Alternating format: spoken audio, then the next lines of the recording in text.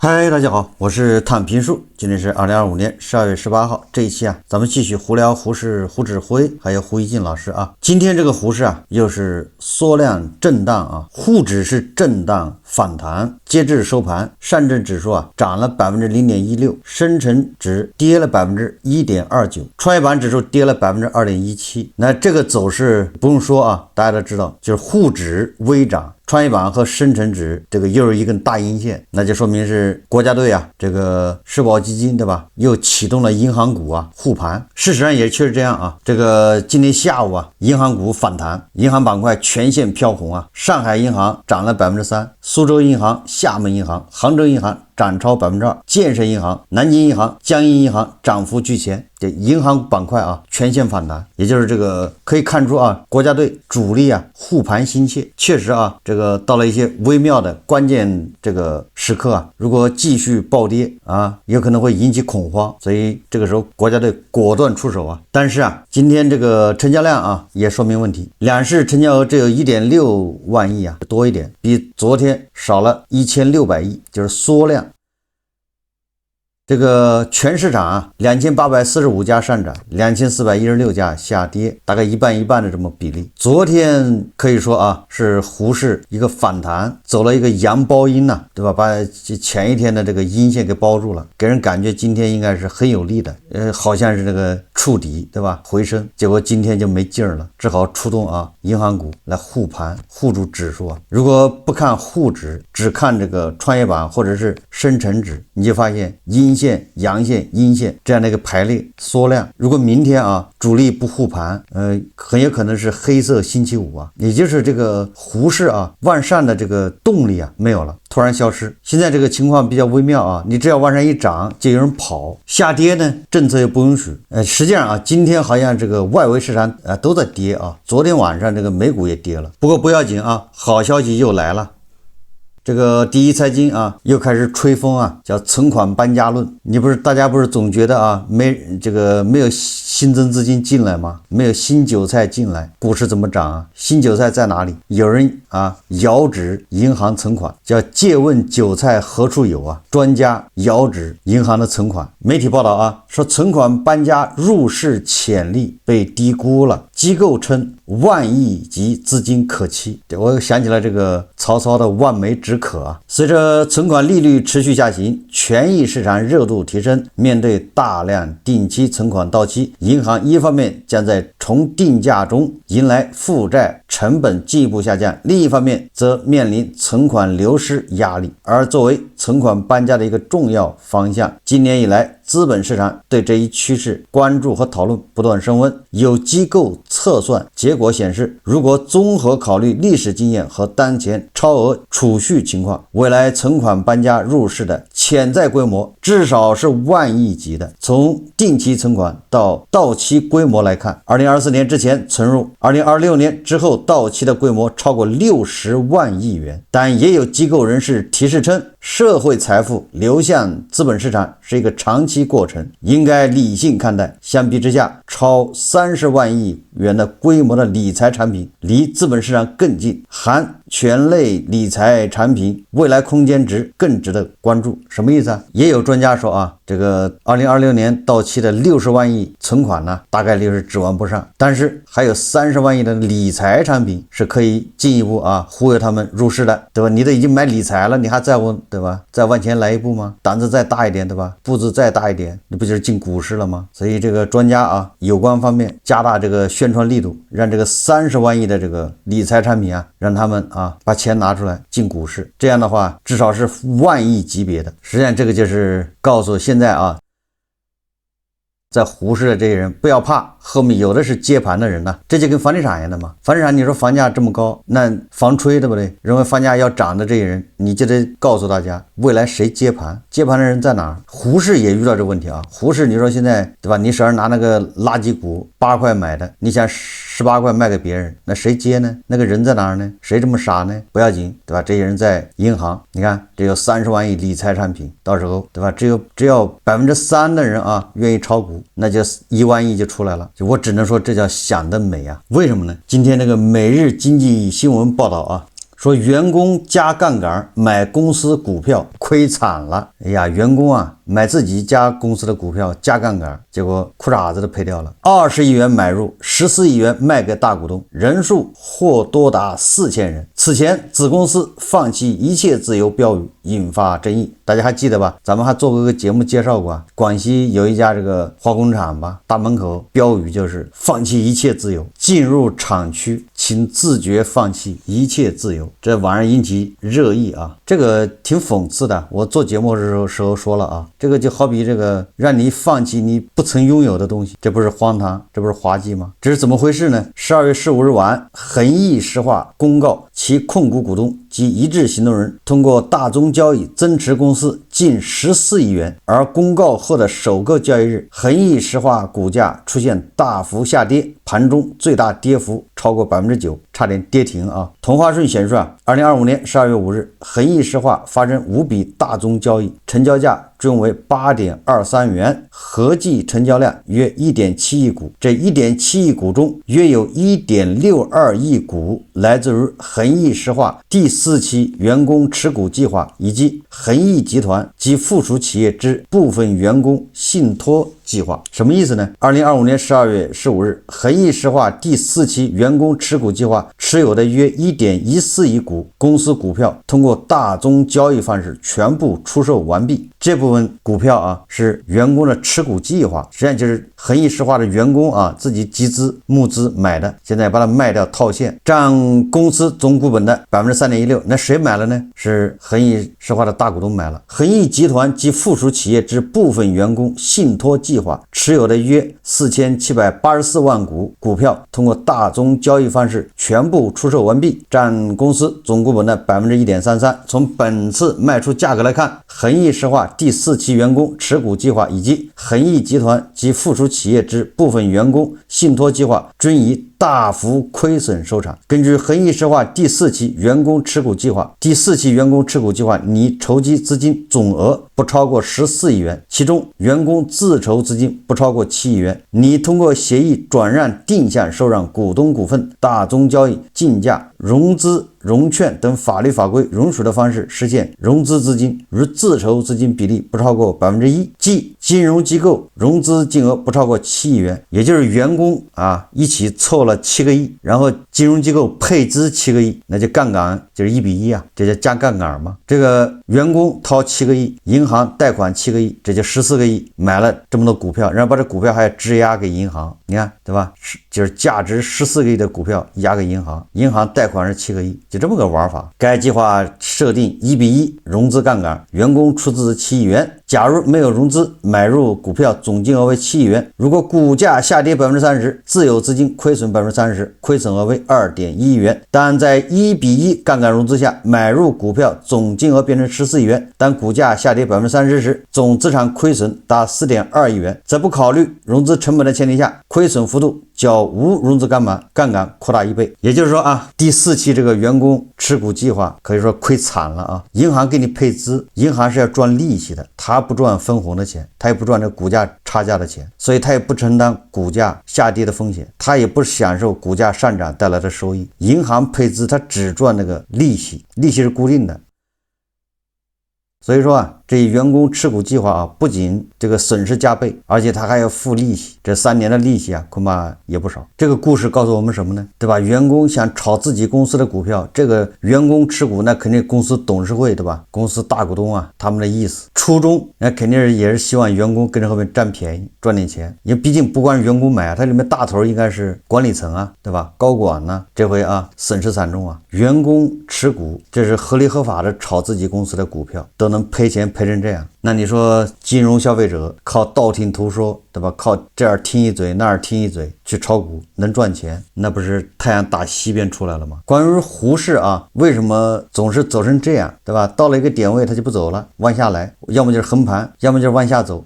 為什麼跟美西方甚至跟越南、印度的股市都不一樣？那專家有話說我們看一看這個證券專家劉繼鵬和這個一個評論人水皮，他們兩人在這辯論大家看視頻。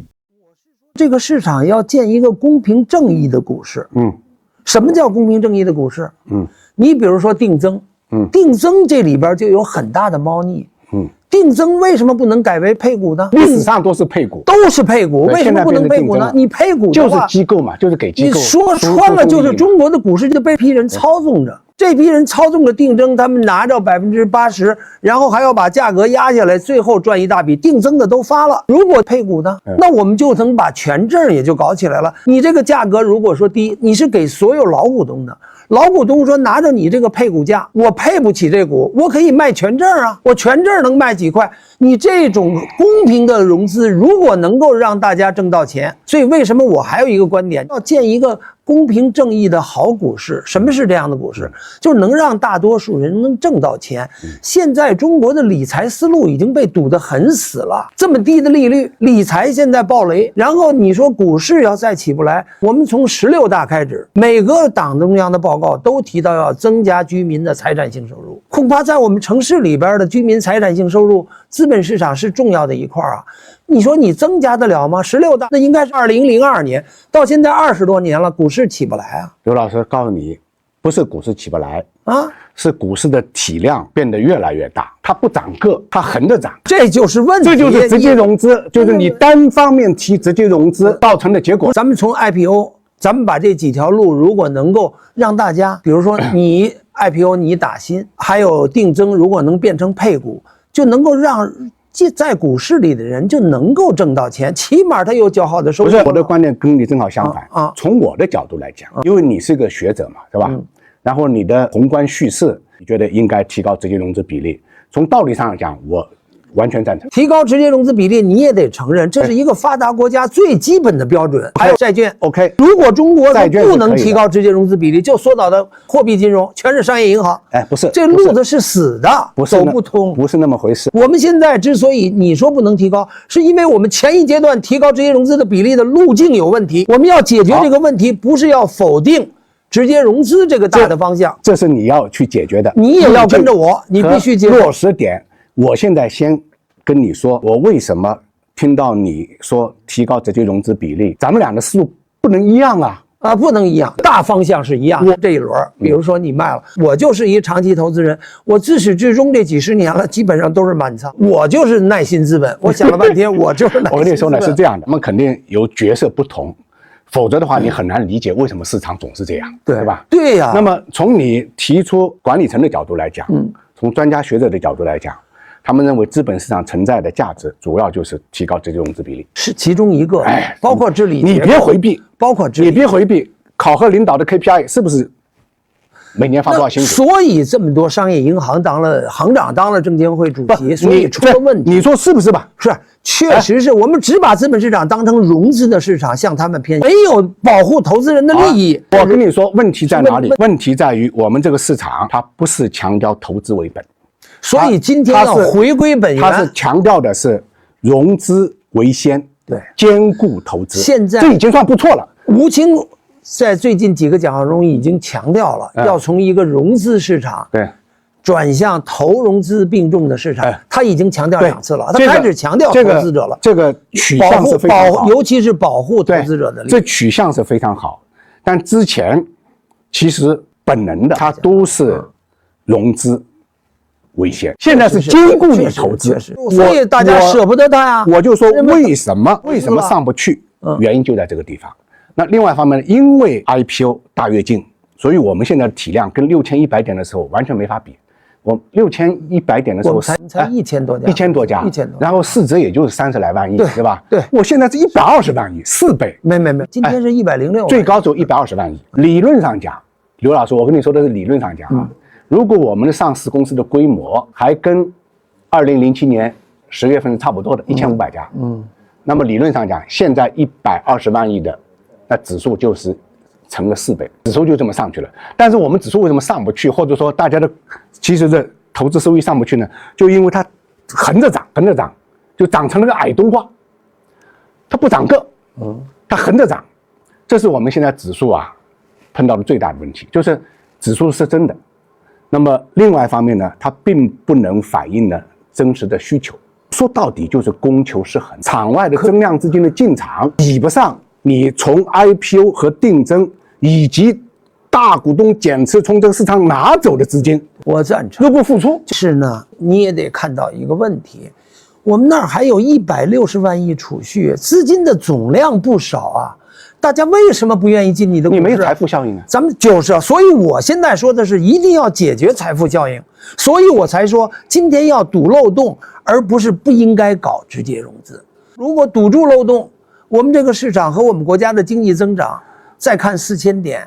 今天咱倆實際上大家在聽一個問題，啊，到底4000點是頂還是底？4000點肯定不是頂，這是肯定的。你如果說4000點不是頂，現在4000點你要想拖住它，就得需要更大量的資金進來。現在資金進來的沒有少，這也是我說這場調整既在意料之中的一個原因。对，但是我不會拋。这个讓我想起了這兩小兒辯日，他們兩人說的啊，我覺得還沒有抓住本質。也就是這個事情啊，如果分這個3層，那他兩人說的都是表層，就是第1層、第2層、第3層，他們應該是知道，但是不敢說，所以他們討論啊，只停留在表層。這個表層啊，他兩人共同點都說啊，你沒有保護好散戶，對吧？這個市場呢，散戶賺不到錢。不同點呢，這個劉繼鵬呢認為啊，你這個路徑有問題，融資是不要緊，對吧？你融資的同時也要給散戶帶來收益。那個水皮的觀點就是你這個就是個抽血，對吧？這個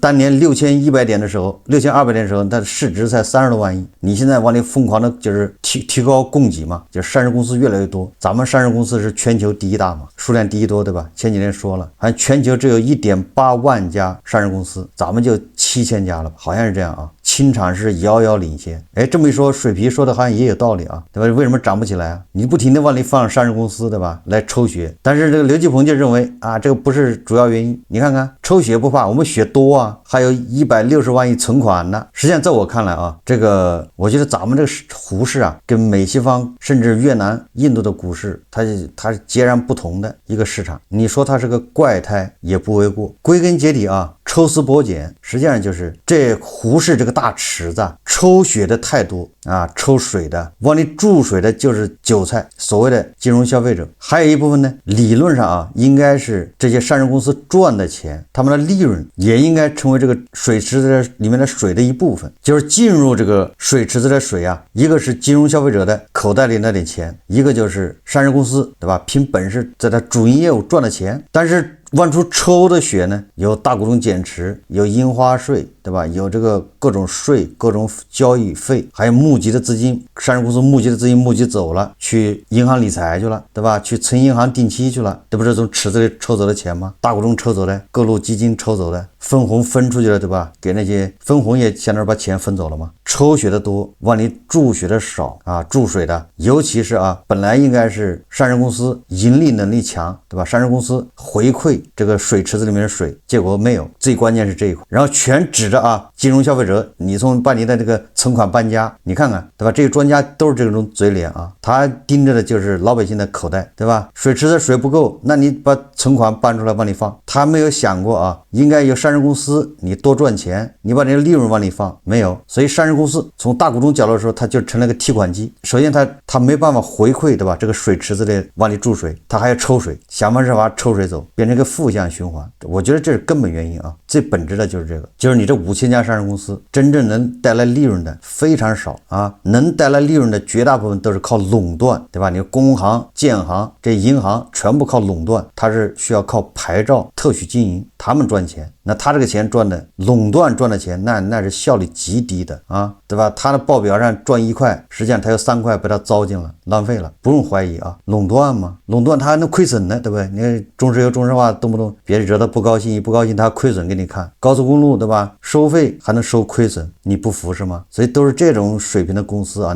那些就是民營企業很多本身就是造假上市、欺詐上市，他本來就不具備，對吧？在上市公司混的這種資格，你還指望他盈利，他盈利就是造假。所以呢，第二個層次，問題就來了，這第一個層次，對吧？那就是入不敷出，對吧？抽血的太多，往裡注水的太少，對吧？本來應該指望上市公司賺錢的，他賺不了錢，所以只能指望这個韭菜啊，不停的往裡加碼加倉，這不就這意思嗎？然後呢，第二層次呢，就是這些上市公司它是怎麼來的？就是為什麼把這些賺不了錢的，對吧？啊，欺詐上市、財務造假的公司這麼多，年年抓、月月抓、日日抓都抓不完，為什麼？誰放他進來的？是真的管不了嗎？還是不願意管？這就是第二層次了。更深層次的咱也不說啊，都是為了吃飯，對吧？第三層次呢，大家自己想去吧。為什麼越南的這個股市整的也有模有樣，你這兒就不行呢？因為越南走了邪路。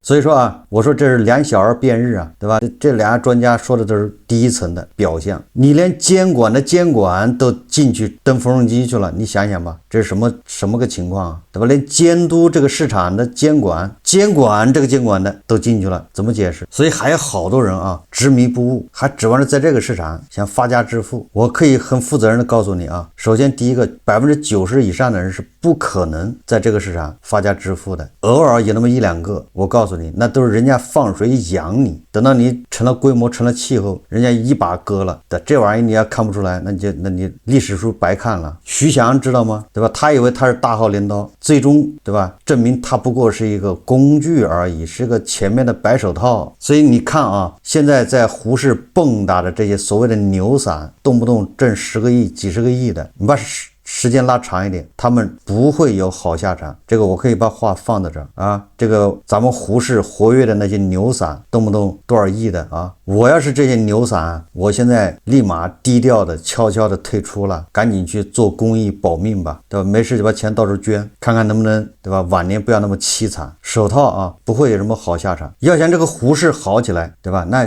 還是要回歸事情的本源，回歸初衷，就是不管你是融資式還是投資式不重要，重要的是你監管你的規則，对吧？是不是透明？你是不是一个公平公正的市场？第二個，对吧？你有沒有監督，對吧？這個市場有沒有啄木鳥，把那害蟲，只要它一出現，自然有啄木鳥去捉它。這樣的話啊，那些欺詐上市，那些根本就不賺錢的上市公司，沒有前途的，它就上不了市，割不了韭菜，對吧？能上市的都是能提供每年，對吧？收益，那至少在他那個行業都是排名前幾的，能賺錢。就像英偉達，就像蘋果，英偉達、蘋果的每年賺錢賺的手都軟了，它股價漲，那當然了。比如說那個還有特斯拉，對吧？谷歌，人家的汽車化一年要賺多少錢呢？你這個上市的這三家，一個是摩爾縣城，是吧？一個木西股份，還有一個什麼航王，這些啊市值加一起，市值快趕上這個要市值啊有這個要趕超這個美股汽車化的意思了。但是那個盈利啊，那簡直可以忽略啊，是負的。你這麼玩，你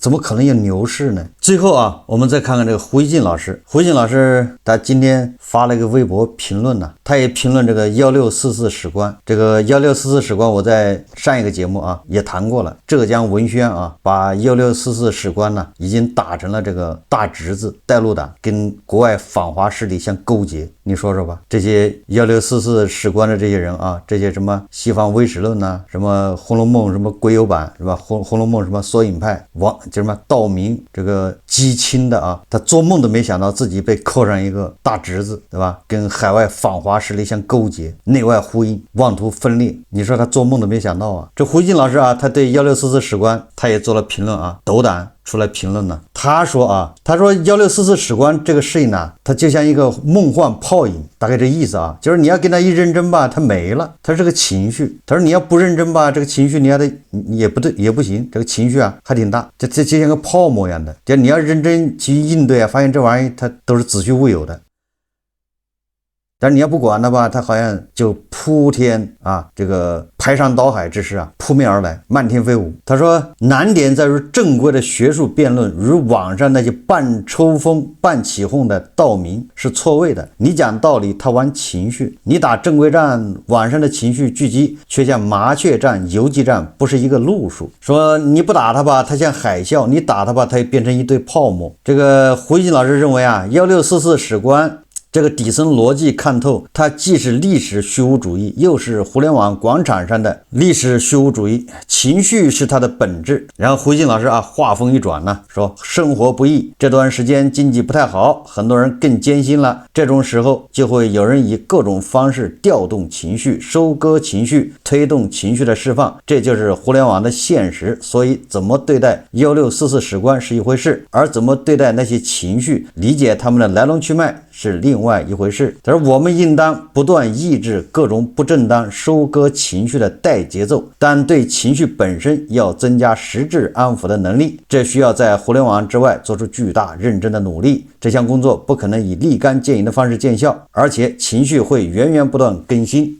說什麼所謂1644史觀根本站不住腳，它不可能掀起什麼大風浪，但背後的情緒未必會隨着這次喧囂的最終落幕而走向消亡。構建、安撫、承受並最終消化那些情緒的韌性機制，是我們社會的長期使命。這胡锡进老師啊，把这个鍋一甩呀，甩到了这个大家現在日子不好過，有情緒，所以要借這個1644史觀呢來發洩。這就是胡锡進老師啊，他是揣着明白裝糊塗，他也不敢說深層次原因呢，他就是說啊，現在社會上主要一種不滿的情緒，主要是焦慮啊，工作不好找，按揭貸款也怎麼樣，對吧？就是總之啊，借這個機會。實際上1644史觀為什麼甚囂塵上，這股邪風為什麼能刮得這麼徹底，漫天飛舞？胡锡進老師是始作俑者，他這個時候在這裝無辜，置身事外，對吧？這股邪風為什麼能夠刮？不就是胡锡進老師當年，對吧？跟那個加藤老師聯手，還有誰啊？所謂的正能量，在網上檢舉、揭發、打擊，對吧？那些另外一種聲音，對吧？當你把那些聲音都掃掉之後，留下的都是這些怪胎。這些怪胎啊，他們還要自我進化，他們還要爭這個誰更紅，誰更正能量。這樣啊，在這種極端進化之下，胡锡進老師也被甩出去了。本來胡锡進老師是在舞台的中央的啊，對吧？他跟加藤老師還有誰啊，並稱這個互聯網三雄啊。結果加藤老師一發功，對吧？加藤老師一發力，胡锡進老師就被甩出去了。最主要的原因就是胡锡進老師還有慘層的一點人性呢，所以他就被甩出去了，因為他不夠徹底，革命不夠徹底啊。現在是什麼呢？現在是加藤老師壞了事之後啊，這個加藤老師的基本盤，他的徒子徒孫在自我進化，對吧？就是這個1644史觀這些，實際上他們就是叫更徹底、更革命。你說咱們領先美西方，美國100年那都不行，那都屬於大侄子啊，屬於這個膝蓋軟、崇洋媚外。就我們自古以來啊，就遙遙領先於美西方，對吧？實際上他是要掌握這種叫解釋權、話語權，然後拿起這個大棒隨便揮，對吧？拿起帽子隨便扣，結果反過來啊，他被這個官媒啊、喉舌給他扣了一個裡通外國，跟國外反華勢力勾結，妄圖啊解構中國歷史，分化中國，這是一個莫大的諷刺啊。結果胡锡進老師，對吧？胡锡進老師這個啊，已經遠離這個漩渦中心了，他已經被邊緣化了，在正能量這一塊，對吧？連百年歌都說不上話了，都已經被打成大侄子了。那胡锡進老師早就被他們啊打成這個大侄子的大侄子了。這個漩渦啊越轉越快啊，很多人會被甩出來。10幾年前啊，互聯網時期啊，網上也會有各種各樣的說法，但是啊，像這麼低智啊，就這麼智商極具下降，這確實非常罕見了。最主要的就是在胡锡進老師的這個主導下吧，或者叫慫恿下，一部分聲音被消滅了，對吧？由於這一部分這個就是你的對手被消滅了啊，沒有了對手啊，那這些人智商就急劇下降，所以我們有理由相信啊，如果還是霧的話，還是繼續不讓一部分人說話，那這個智商啊只會越降越低啊，對吧？以後像這種更聳人聽聞的、更無法理解的現象會，對吧？大行其道啊，一點即着，就這麼個情況。好，這期節目啊，咱們就聊到這裡，感謝大家收看。如果喜歡我的節目，歡迎訂閱轉發，也可以在下方留言評論，謝謝大家。